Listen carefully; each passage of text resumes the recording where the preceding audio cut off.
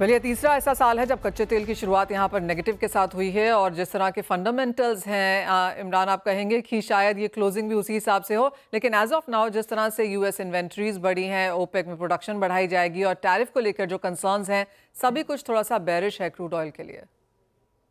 नमस्कार मनीषा जी। तो बिल्कुल क्रूड ऑयल के लिए जो भी है न्यूज़ आ रही है वो इतनी अच्छी नहीं आ रही है और हम पहले भी शायद आपके शो पे ये कहा था कि हम तो क्रूड ऑयल में मंदी बना के ही चल रहे हैं। जनवरी 21 जनवरी को हमने क्रूड में सेल कॉल भी निकाला था रिपोर्ट बेस, तो उसमें टारगेट है 60 के नीचे और अभी जो भी सिनेरियो बन रहा है उसके तहत हमें लगता है कि क्रूड ऑयल जल्दी ही $60 डब्ल्यूटीआई क्रूड ऑयल $60 के आसपास आ जाना चाहिए।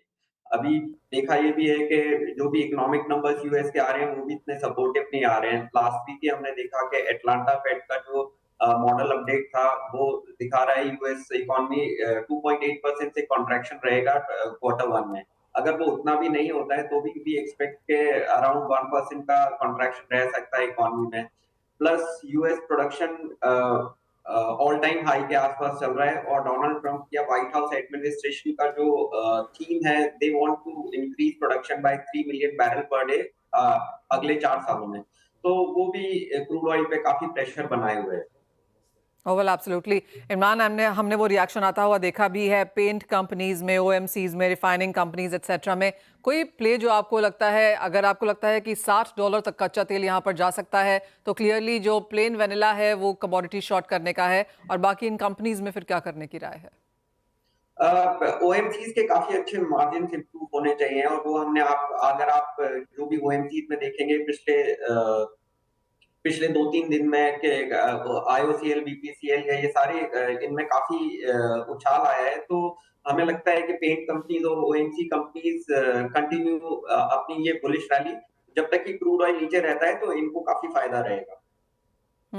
एक वाइल्ड कार्ड क्या देखेंगे इमरान आप मार्केट्स में, क्योंकि एज ऑफ नाउ वो टैरिफ्स है, चाइना की तरफ से स्टिमुलस मेजर्स हैं, क्या है जो यहाँ पर अपसाइड रिस्क दे सकता है क्रूड को? एक और जो अपसाइड जो कल की चाइना की जो एनपीसी पॉलिसी आई है उसमें ये है कि काफी स्ट्रॉन्ग टोन रहा है और अभी जो लेटेस्ट चाइना के वीकेंड पे ट्रेड नंबर्स आएंगे वो भी शायद एक बार के लिए इंपोर्ट नंबर्स काफी स्ट्रॉन्ग दिखा सकता है, तो उसके लिए थोड़ा सा ब्लिप ऑन द अपसाइड रह सकता है। क्रूड ऑयल डब्ल्यूटीआई $70 तक आ सकता है या एमसीएक्स पे 6000 का वापस से भाव देख सकते हैं। लेकिन अगर आप ओवरऑल सिनेरियो देखेंगे तो रशिया काफी इंपॉर्टेंट रोल प्ले करेगा। अब क्योंकि यूएस और रशिया का नेगोशिएशन चल रहा है, आपने देखा होगा लास्ट वीक वेनेजुएला पे वापस से सैंक्शन हो गए, शेवरॉन ऑयल वेनेजुएला से बाय नहीं करेगा। तो कहीं ना कहीं ये बात भी देखने में आ रही है कि शायद से जो heavy crude Russian US refineries use करती हैं वो शायद से रशिया प्रोवाइड करेगा। तो that is also a factor के रशियन ऑयल वापस से जो सैंक्शन लगा है वो वापस से आ सकता है, तो क्रूड ऑयल में मंदी रह सकती है। प्लस ओपेक के जो नंबर्स आ रहे हैं प्राइमरी नंबर्स, वो भी ये है कि उनका जो प्रोडक्शन कोटा जो है 39.75 मिलियन बैरल वो उसके ऊपर ही चल रहा है, 40 पॉइंट समथिंग बैरल्स चल रहा है। और अभी जो ओपेक ने डिसाइड किया है कि अप्रैल से वापस रीस्टोर करेंगे प्रोडक्शन 1,38,000 बैरल्स पर डे से अप्रैल से, तो ऑलरेडी मार्केट इतना फ्लडेड है और ये और एडिशनल ऑयल आ जाएगा तो ऐसा लगता ही नहीं है कि क्रूड ऑयल में मतलब कोई सस्टेनेबल रिकवरी हो सकती है। Alright, that point is well taken Imran, बहुत शुक्रिया साथ जोड़ने के लिए।